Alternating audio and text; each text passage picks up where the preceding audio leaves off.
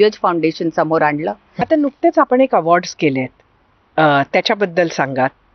आता हे अवॉर्ड्स केले आपण ग्लोबल पीस ऑनर्स, जे होते 26/11चे जे मार्टियर्स होते त्यांच्यासाठी एक श्रद्धांजली होती, आणि पहलगाव अटॅक्स मध्ये जे विक्टिम फॅमिलीज होती त्यांना पण आम्ही त्याच्यात फेलिसिटेट केलं.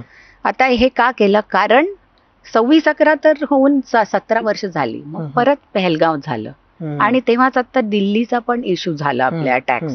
तर मला वाटलं की आपल्याला परत एक येऊन एकीकरण आपलं होऊन काहीतरी ते परत तिकडे रिव्हिजिट करून एक त्याला श्रद्धांजली देणं जरुरी आहे.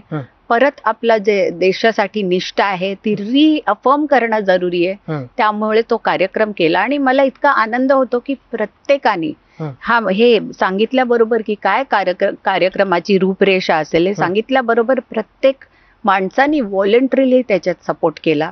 देवेंद्रजींपासनं, एकनाथजींपासनं ते बॉलिवूडमध्ये शाहरुख असो, रणवीर सिंग असो किंवा शंकर महादेवन असो, विक्रांत मसी असो, आणि नुसतं येऊन फेलिसिटेट करणारे पण लोक, फरहान अख्तर सारखे किंवा असे खूप लोक आले आणि त्यांनी पार्टिसिपेट केलं याच्यात व्हॉलंटरीली. त्याचा खूप मला आनंद आहे की त्यांना पण एक आपलं कॉन्ट्रीब्युशन द्यायचं होतं की आपण एकीकरणासाठी, श्रद्धांजलीसाठी जो हा कार्यक्रम करतोय त्याच्यात आम्ही पण कॉन्ट्रीब्यूट करणार म्हणून लोक पुढे आले, याचा मला आनंद आहे.